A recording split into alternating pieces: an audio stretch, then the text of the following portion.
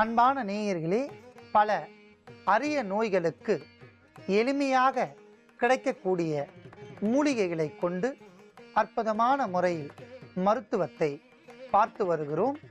மேலும் அரிய நோய்களுக்கும் பல்வேறு வகையான மூலிகை பொருட்களை கொண்டும் மருத்துவத்தையும் பார்த்து வருகிறோம். அந்த வகையில் இன்று நாம் பார்க்க போகின்ற மருத்துவம் இரத்த சோகை என்ற நோய்க்கான மருத்துவத்தை பார்க்க போகின்றோம்.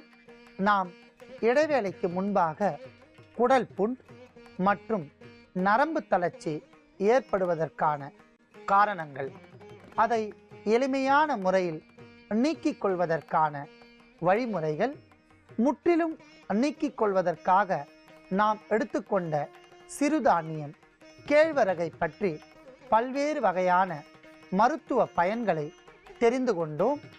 இப்பொழுது நாம் எடுத்துக்கொண்ட பொருட்களின் அளவுகளை பார்க்கலாம். கேழ்வரகு 100 கிராம், மாப்பிள்ளை சம்பா கைக்குத்தல் அரிசி 50 கிராம், கருப்பட்டி 50 கிராம், ஏலக்காய் 5 கிராம், நாட்டு பசுனை தேவையான அளவிற்கு. அத்தனை பொருட்களையும் தனித்தனியாக எடுத்து வைத்துள்ளோம். எடுத்துக்கொண்ட பொருட்களை நேரடியாக பயன்படுத்தாமல் அரைத்து பயன்படுத்த போகின்றோம். அதற்காக கேழ்வரகை அரைத்தெடுத்த மாவு 100 கிராம், அடுத்ததாக மாப்பிள்ளை சம்பா அரிசியை அரைத்தெடுத்த மாவு 50 கிராம், அடுத்ததாக ஏலக்காயை நன்றாக பொடி செய்து எடுத்துக்கொண்டது 5 கிராம். இப்பொழுது நாட்டு பசுநெய்யை தவிர்த்து கருப்பட்டியை நன்றாக நீரில் ஊற வைத்து கரைத்து எடுத்துக்கொண்ட மாவு மற்றும் ஏலக்காய் பொடியை ஒன்றாக சேர்த்து அடைத்தட்டும் பக்குவத்தில் மாவாக பிசைந்து எடுக்க வேண்டும். மருத்துவ குணம் நிரம்பிய இந்த மாவை அடையாக தட்ட வேண்டும்.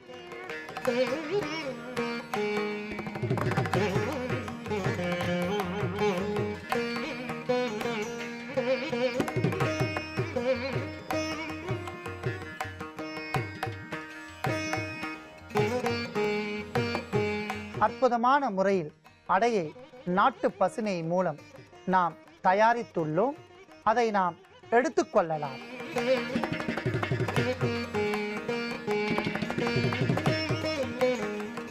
இயற்கையாக கிடைக்கக்கூடிய சிறுதானியமும் கருப்பட்டியும் நாட்டு பசுநெய்யும் கொண்டு நாம் தயாரித்த இந்த அடை குழந்தைகள் முதல் பெரியவர்கள் வரை அற்புதமான முறையில் பயன்படுத்தலாம்.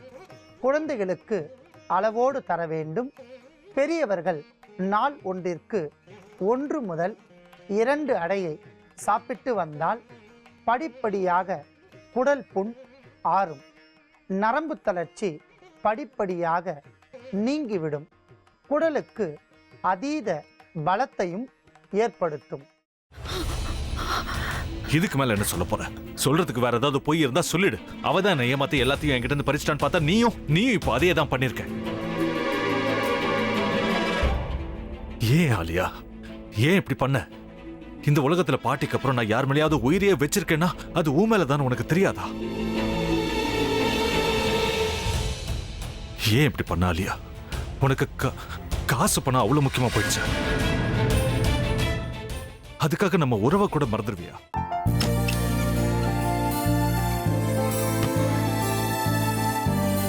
சக்தி சக்தி, ஒரு நிமிஷம்.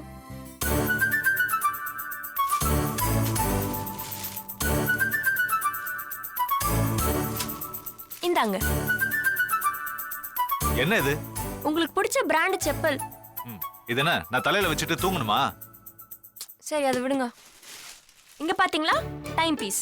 இதோட அலாரம்க்கு தான் நீங்க டெய்லி எந்திரிக்கணும். அதெல்லாம் என் மொபைல்ல இருக்கு. முத்து,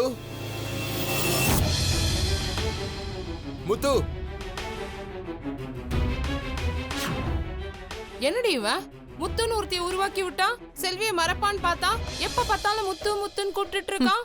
முத்துவை கூப்பிட மட்டுமா செய்யறான்? முத்துவை வச்சு என்னென்னமோ செய்யறான். நாம தான் இழிச்சவாய் மாதிரி வேடிக்கை பார்த்துட்டு இருக்கோம். என்ன முறைச்சு என்ன பிரயோஜனமாயா? உனக்கு வேற குரல் போயிடுச்சு. அடுத்து அவ செல்வியை கூப்பிட்டானா என்ன பண்ண போற? உன்னுடைய விருப்பப்படியே நீ ராமநாத வீட்டு மருமகளா வாழப் போற. கண்டிப்பா என்னுடைய ஸ்தானத்திலிருந்து அவன் உன்னை நல்லா பார்த்துக்குவான் அம்மா. டேய், அவரை பத்தி தான் உனக்கு தெரியும்ல. அவர் எந்த முடிவு எடுத்தாலும் அதான் ஃபைனல். நம்ம அப்பா வேணுமா வேணாமாங்கிறத நீயே முடிவு பண்ணிக்கோ.